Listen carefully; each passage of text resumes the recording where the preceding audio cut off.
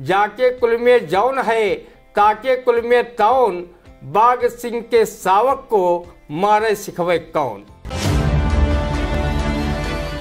ओम जय श्री नोट हरे, जेबै खूब भरे।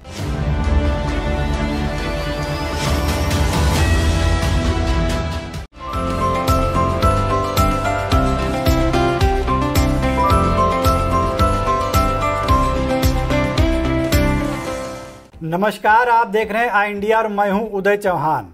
हमारे साथ मौजूद हैं वरिष्ठ पत्रकार, कवि एवं रंगकर्मी ज्ञान प्रकाश सिंह प्रतीक, और हम लोग एक बार फिर हाजिर हैं आई इंडिया का खास साप्ताहिक प्रोग्राम रंदा लेकर।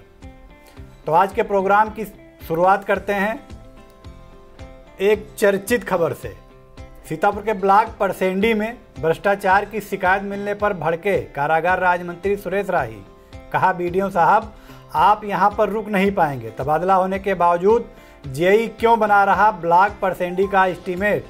श्री राही व सपा विधायक अनिल वर्मा के बीच मंच पर विकास कार्यों के आरोपों को लेकर तू मैं भी हुई। इस पर रंदा की टिप्पणी आप सुनिए। भ्रष्टाचार को शिष्टाचार मानने वाले बीडीओ व जेई परसेंडी से क्षेत्र के विकास की उम्मीद ही क्या की जा सकती है। जिस ब्लॉक के जेई पर मुकदमा दर्ज हो और वो दूसरे जगह स्थानांतरित हो गया हो, उससे विकास कार्यों का एस्टीमेट बनवाया जा रहा है। समझो दाल में कुछ काला ही नहीं बल्कि पूरी दाल ही काली है।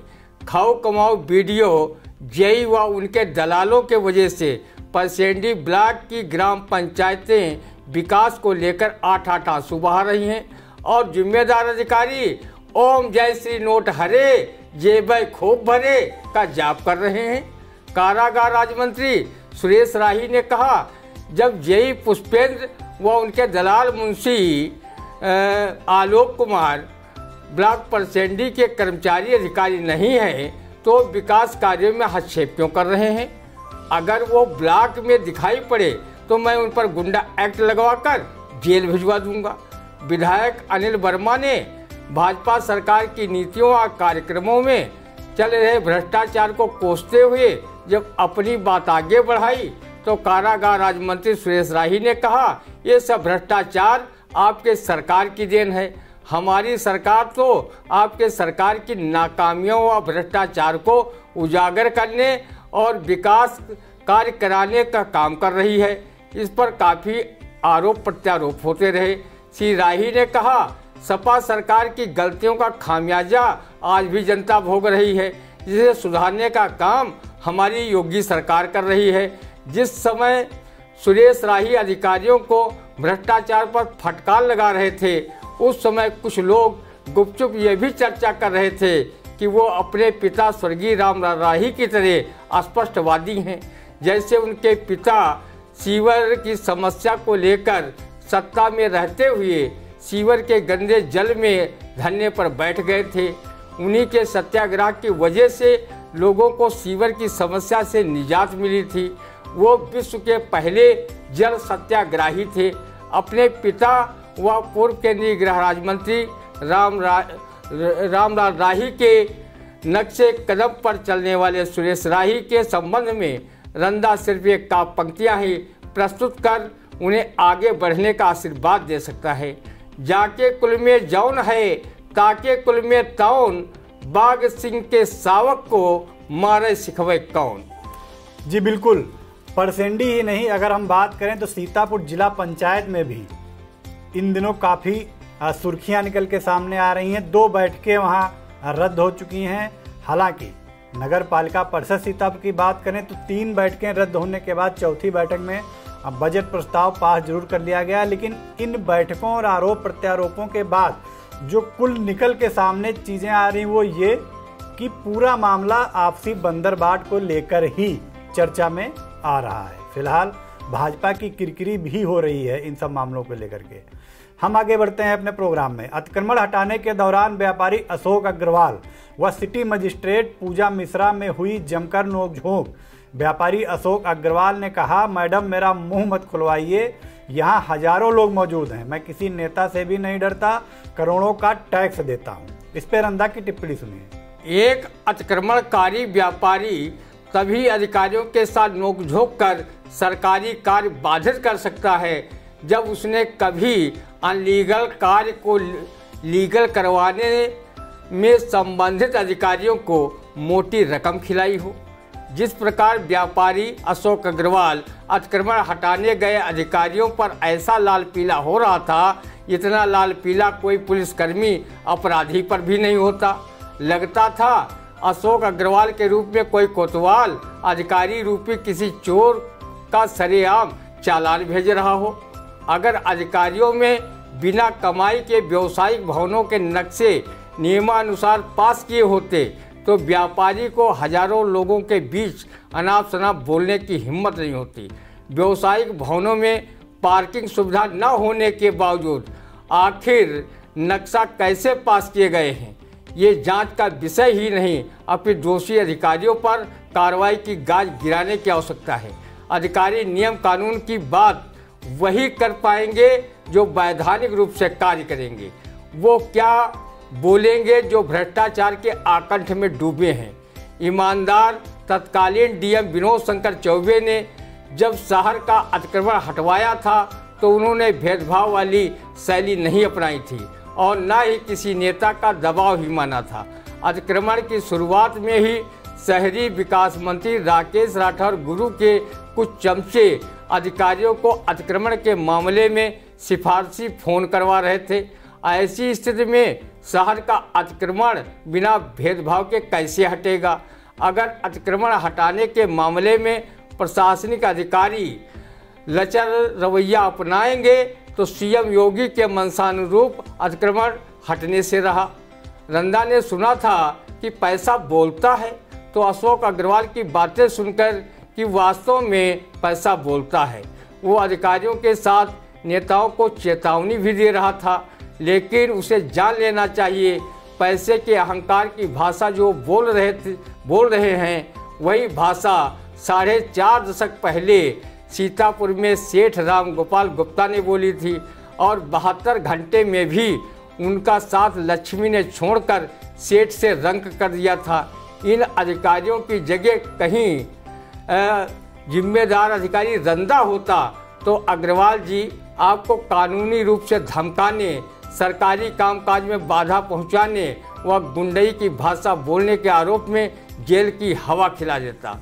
अभी अग्रवाल जी आपने कानून का शिकंजा देखा नहीं।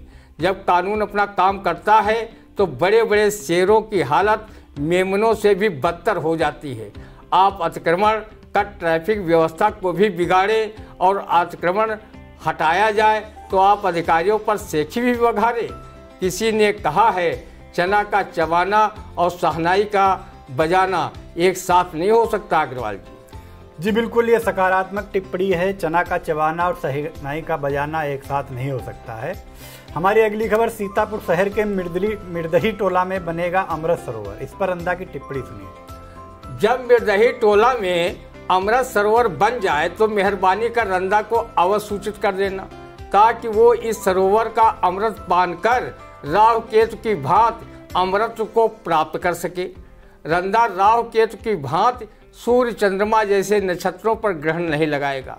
हाँ, उन लोगों की कार्यशैली पर जरूर कानून व संविधान रूपी ग्रहण लगाएगा जो लोग भारतीय लोकतंत्र व संविधान को निहित स्वार्थवश खतरे में डालने का काम कर रहे हैं। नामी बेनामी संपत्ति, सरकारी योजनाओं को लूटकर बनाने वाले अधिकारियों व नेताओं पर रंदा ग्रहण लगाने का काम राहु केतु के रूप में अवश्य करेगा। रंदा मिर्दही टोला में अमृत सरोवर बनने के प्रस्ताव का स्वागत करता है, पर वो चिंता भी व्यक्त करता है कि इस अमृत सरोवर की वो गति न हो जाए जैसी दुर्गत धार्मिक स्थानों के सरोवरों व बाबा श्यामनाथ मंदिर के सरोवर की हो गई है। जिले का ऐसा कोई सरोवर या पक्का तालाब नहीं है जो गंदगी, काई व जलकुंभी आज से न पटा पड़ा हो। इन सरोवरों का जल पीने की कौन कहे, आचमन लायक भी नहीं बचा है। इन सरोवरों के जल जीव भी अपना जीवन खो चुके हैं। सरोवरों के साफ सफाई पर ध्यान न तो प्रशासन दे रहा है और न ही आस्थावान स्थानीय नागरिक जो श्रमदान द्वारा ही इन्हें साफ सुथरा रख सके। नगर के प्राचीन मंदिर श्यामनाथ स्थित सरोवर को साफ कराकर नगर पालिका प्रशासन अगर स्वच्छ जल भरवा दे तो वहाँ के बंदरों व पशु पक्षियों के साथ रंदा भी जल पीकर डुबा देगा। जी बिल्कुल, वहाँ पर देखने में आता है कि जब सावन माह आता है अथवा कोई महाशिवरात्रि आदि पर्व आते हैं तो थोड़ा सा ध्यान जरूर दिया जाता है, लेकिन पूरे साल वहाँ का सरोवर बदहाल स्थिति में ही पड़ा रहता है और काफ़ी गंदगी भी वहाँ दिखाई देती है। उस तरफ वाकई में ध्यान देने की ज़रूरत है। फिलहाल हमारी अगली खबर, सकरन ब्लॉक मुख्यालय में बिस्वा क्षेत्र विधायक निर्मल वर्मा ने बीडीसी व ग्राम प्रधानों की संयुक्त बैठक में जताई गौवंशों की खराब स्थिति पर चिंता। कहा कागजों पर बन गए कैटल सेट। इस पर रंदा की टिप्पणी आप सुनिए। रंदा जो बात काफ़ी दिनों से कह रहा था वही बात बिस्वा विधायक निर्मल वर्मा ने अपने निर्मल मन भाव से कह दिया। रंदा गौवंश की दयनीय दशा पर दिए गए विधायक श्री वर्मा के वक्तव्य का जितना स्वागत करता है उससे अधिक स्वागत उनके साफ गोई पर करता है, जिसमें उन्होंने कहा है कि कागजों पर बन गए हैं कैटल सेट। जब आप जान ही रहे हैं कि कैटल सेट कागजों पर बने हैं और गौवंश इन कागजी कैटल सेटों में रहकर कागजी घास भूसा भी खा रहे होंगे, ऐसे भ्रष्टाचारियों के विरुद्ध कठोर कार्रवाई विधायक जी कराइए। सिर्फ भाषण देने से काम नहीं चलने वाला, ये सरकारी धन के बंदर बांट का मामला है। रंदा को पता चला है कि अधिकारियों व कुछ विधायकों के मुंह लगे दलाल किस्म के लोगों ने कैटल सेट बनवाने के नाम पर अपने रिश्तेदारों तक को नहीं छोड़ा है, उनसे भी धन उगाही की है। विधायक जी जिन लोगों ने कैटल सेट बनवा भी लिए हैं उनका प्रयोग गौवंश के लिए नहीं बल्कि अपने वाहनों को खड़ा करने के लिए कर रहे हैं और बेचारे गौवंश अपने पेट की भूख शांत करने के लिए किसानों की फसल चट कर रहे हैं। अब आप कैटल सेट में हुए भ्रष्टाचार को जान गए हैं तो भ्रष्टाचारियों पर गाज गिरवाने का काम आपका है, रंदा का नहीं। जी बिल्कुल, ये काम जनप्रतिनिधियों का है, इसीलिए जनता उनको चुनती है। हमारी अगली खबर, झूठी शिकायत पर कोर्ट ने महिला को दी अनोखी सजा। महिला ने वृद्धाश्रम में 90 बुजुर्गों के लिए बनाया खाना। इस पर रंदा की टिप्पणी आपने। काश रंदा भी वृद्ध होता और नैमिषारण्य के वृद्धाश्रम में जिंदगी के शेष दिन काट रहा होता तो उसे भी झूठी शिकायत करने वाली महिला के हाथों का बना स्वादिष्ट खाना खाने का सौभाग्य मिल जाता। सच बोलने वाली महिलाओं के हाथ का खाना खाते खाते रंदा बोर हो चुका है। इस वृद्धाश्रम में उन लोगों को भी बुलाया जाता जो अपने माता पिता को वृद्धाश्रम के हवाले छोड़कर अपने कर्तव्य से मुंह मोड़ गए हैं। वो देख लेते कि दूसरे लोग उनके माता पिता को अपने माता पिता की तरह ही प्रेम से खाना खिलाने का काम वृद्धाश्रम में कर रहे हैं। शायद वो शर्मसार होकर और माफ़ी मांगकर अपने माता पिता को वापस घर ले जाते और उनकी सेवा कर अपना फर्ज निभाते, जिसे देखकर उनके बच्चे भी उनकी सेवा वृद्ध होने पर करने की प्रेरणा लेते। जी हम पिछले काफ़ी अरसे सुनते आ रहे हैं राम राज यूपी में, और ये जो खबर है जैसा कि आपने बताया वृद्धाश्रम से संबंधित, तो मेरी समझ से राम राज की परिकल्पना उसी समय साकार होगी जब हमारे यहाँ से वृद्धा आश्रम खत्म हो जाएंगे। जब तक वृद्धा आश्रम संचालित हो रहे हैं तब तक हम रामराज की परिकल्पना को साकार करने की सोच भी नहीं सकते हैं। फिलहाल राजनीति जारी है, ये तो आप देख ही रहे हैं। जेल से रिहा हुए पूर्व कैबिनेट मंत्री आजम खान, इस पर रंदा की टिप्पणी सुनिए। करीब 2 साल 2 माह और 23वें दिन तक सीतापुर कारागार के मेहमान बने पूर्व कैबिनेट मंत्री आजम खान जेल से जमानत पर रिहा हुए। उनका पिंड जेल के कैदियों द्वारा छोड़ी जा रही कार्बन डाइऑक्साइड गैस से छूट गया। अब वो ताज़ी ऑक्सीजन ले रहे होंगे। वो अब अपने को शारीरिक, मानसिक व राजनीतिक रूप से स्वस्थ व तरोताज़ा महसूस कर रहे होंगे और मन ही मन सुप्रीम कोर्ट को दुआएं दे रहे होंगे, जिनके आदेश पर जमानत देकर रिहा किए गए हैं। और अल्लाह ताला से जुमा की नमाज पढ़कर मन्नत मांग रहे होंगे कि योगी बाबा के प्रशासन द्वारा अब कोई केस ना लगवाए जाएं और न फिर से जेल का मेहमान बनाया जाए। जी बिल्कुल, करीब 2.25 साल बाद आज आजम खान जेल की 4 दीवारियों से बाहर आए और जुमे का दिन था तो यह दिन उनके लिए यकीनन खास बन गया है। हमारी अगली खबर, पूर्व कांग्रेस अध्यक्ष राहुल गांधी ने कहा कि भटकाने से नहीं बदलेंगे तथ्य, भारत के हालात श्रीलंका जैसे। इस पे रंदा का क्या कहना है आपने? राहुल जी, जब आपको तथ्यों से कोई भटकाए तो उसे ये नगमा अपने को पप्पू समझ करके सुना देना, छोटा बच्चा जान के मुझको न बहकाना जी। राहुल जी, आपने कोरोना काल से लेकर अभी तक जितने बयान दिए वो धरातल पर सत्य साबित हो रहे हैं, लेकिन आपकी सत्य बात को पप्पू बनाए जाने के बाद कोई भी सत्य नहीं मान रहा है।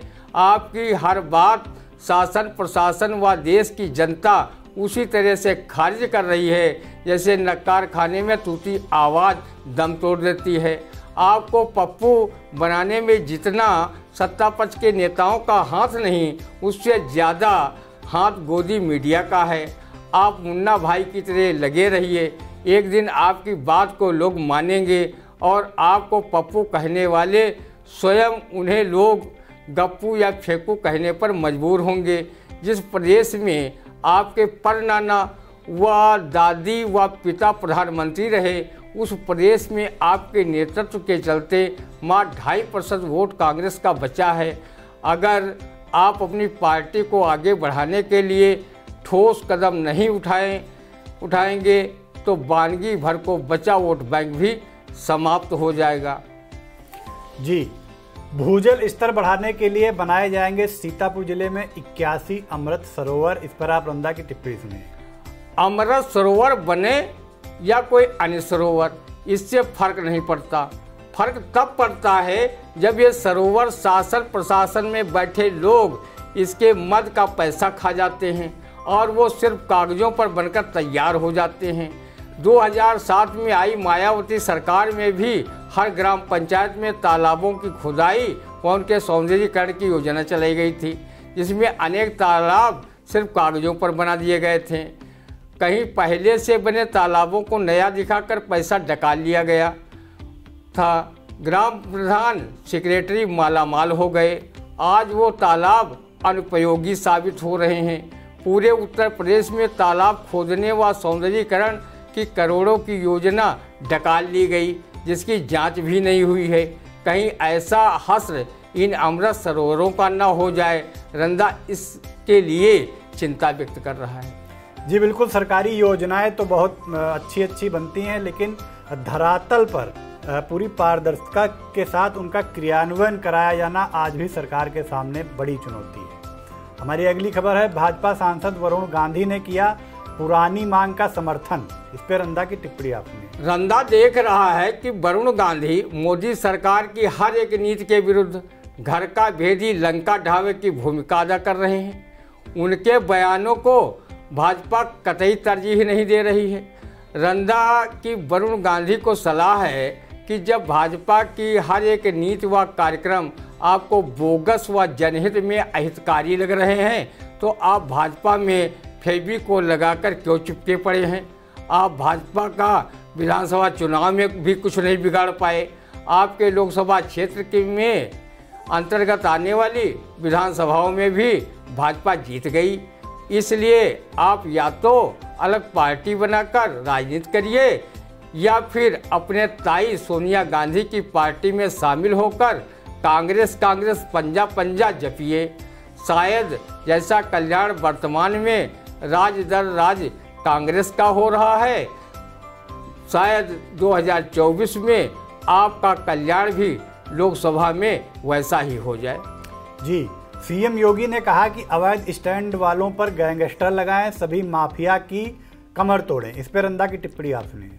आपका हुक्म का आप कहें तो अवैध स्टैंड वालों पर गैंगस्टर सहित आईपीसी की सभी क्रिमिनल धाराएं लगाकर जेल की यात्रा करा दे और कहो माफिया की कमर के साथ उनके शरीर की 216 हड्डी तोड़कर 432 बना दें, लेकिन बाद में गलती मत मुझे दीजिएगा, क्योंकि टैक्सी स्टैंड का संचालन सत्तासीन पार्टी के कद्दावर नेताओं के संरक्षित चमचे व दबंग कार्यकर्ता ही करते हैं।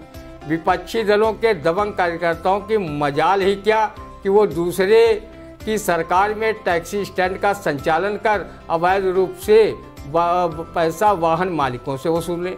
योगी जी, आप स्टैंड संचालकों के विरुद्ध कार्रवाई कराइए। रंदा आपके प्रशासन व शासन के साथ है, क्योंकि उसके पास न तो वाहन है और न वो किसी अवैध टैक्सी स्टैंड का संचालन ही करता है। जी बिल्कुल दुरुस्त और सटीक टिप्पणी है ये। अवैध टैक्सी स्टैंड ही नहीं, बात चाहे ठेकेदारी की करें या अन्य जो भी अवैध कार्य होते हैं, अवैध अतिक्रमण या अवैध कब्जों की या अन्य किसी कार्य की, ज़्यादातर इन अवैध कार्यों को सत्ता से जुड़े लोग ही अंजाम देते हैं। ये कटु सत्य है, क्योंकि विपक्ष के लोग अगर इस कार्य को करेंगे तो उन पर तत्काल कार्रवाई बिना सीएम के आदेश के स्थानीय प्रशासन ही कर देगा। फिलहाल योगी जी को ये सोचना और समझना चाहिए और इसके लिए एक रणनीति जरूर बनानी चाहिए, कारगर रणनीति, ताकि इन सब अवैध कार्यों पर रोक लगाई जा सके। हमारा आज का कार्यक्रम बस यहीं तक। अगले सप्ताह हम फिर हाजिर होंगे इसी समय अपने इसी खास प्रोग्राम में। तब तक हमें दीजिए इजाज़त। नमस्कार।